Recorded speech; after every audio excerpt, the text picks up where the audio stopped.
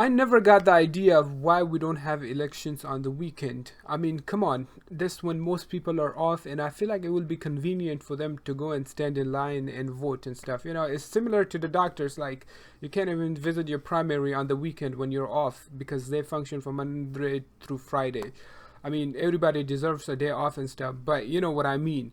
And by the way, don't focus on my Oreos. You know, I'm pretty sure it's getting more attention than what I'm saying. That aside, welcome to another episode of Things Happening Around the World. So Arun Rupert, he shared a tweet and he said, Senator CindyHyde-Smith defends preventing people from voting on Sunday because God. And then he shared a video.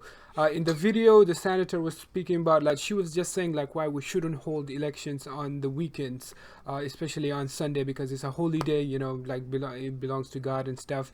I just want to say one thing, like, when did the Sunday become the day of prayers and stuff? Wasn't it the King Constantine? He made that day. It used to be Saturday, if I'm not wrong. And another thing is the church and the state must be separated. I get it, you know, on the dollar bills we have, like, you know, in God we trust. And I'm a pretty religious individual myself. But I feel like after prayer, let's say you do your prayer on Sunday morning, you should return back to your works and stuff. You know, similar to us Muslims, we pray on Friday, but it does not mean that we don't continue with our lives during the morning and, you know, later in the afternoon. We just go to the mosque, do our prayers, and then after that we continue with our lives and our work. Similar to that, I believe, you know, with the Christians, my Christian brothers, you know, they should be able to pray in the morning and then later they can do the elections or whatever they want to do. But that's just my opinion. You don't have to agree with me. That aside, legendary St. Louis Blues hockey player Bobby Plager has passed away at the age of 78. And according to the official Twitter account, the St. Louis Blues, they tweeted, "Our hearts are broken after learning the passing of Bobby Plager. It has unimaginable to imagine the St. Louis Blues without Bobby." So, see, I myself liked hockey, but when I came to the United States, the hockey here was very different. It was ice hockey. The one we did was just on a playground, like, you know, similar to the soccer playground, and it was used to be one of my favorite sports. So when people talked about hockey, you know, I thought it was probably going to be that ground hockey, but it turned out to be hockey that you play on ice, and I suck at on skating on ice. I tried it a few times, and trust me, I don't want to get on the ice. Anyways, guys, that aside, in the midst of all the chaos and the crisis that's happening around the world, I got two good news for you guys. The first one is Ralph Northman. He tweeted, the governor of Virginia, "Today, Virginia ended its 400-year history of carrying out executions, becoming the first state in the South to abolish the death penalty. Signing this law is the moral thing to do." I mean, if society, you know, moves forward, so should our thinking.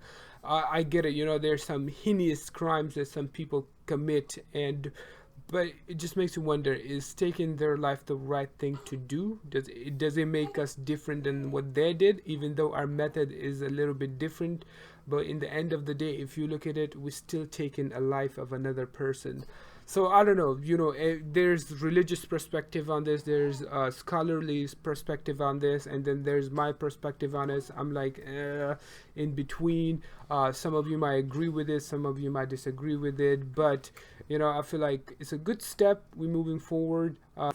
There should be a difference between criminals and good people. One of the reasons this makes me a little happy is because, let's say, if a wrong person gets executed, you can't bring that person back to life. You can just go like, "Oh, that was so unfortunate," you know.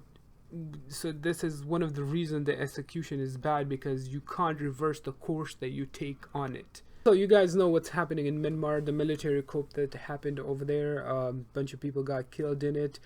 Some good news about that is Myanmar military releases 600 coup protesters as silent strikes begin, according to The Guardian.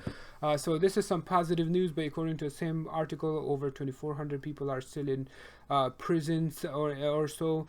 So hopefully, you know, they get released as well. But on daily basis, you know, in the past couple of weeks, we saw that a bunch of innocent protesters are dying because of the coup. So hopefully they figured it out and their country can move forward toward democracy. That aside, one of the world's largest ships got stuck in the Suez Canal in Egypt. It's one of those canals that's used for international trading. And the reason for it was, according to The Guardian, is the Suez Canal Authority, SGA, said it has lost the ability to steer amid high winds and a dust storm. Imagine you can't control the steering wheel because of the wind, and it's so huge. If you guys actually go and look at the picture of the ship, it's so huge. When it turned, it blocked the entire canal. So whatever ship has to pass, I mean, to be honest, ships are slow to begin with, and imagine when you have a traffic jam. For those of you expecting your products, expect them by next year or so. Anyways, jokes aside, guys, these are some of the things taking place around the world. Don't forget to subscribe and tune in tomorrow for more. Till then, take care of yourselves.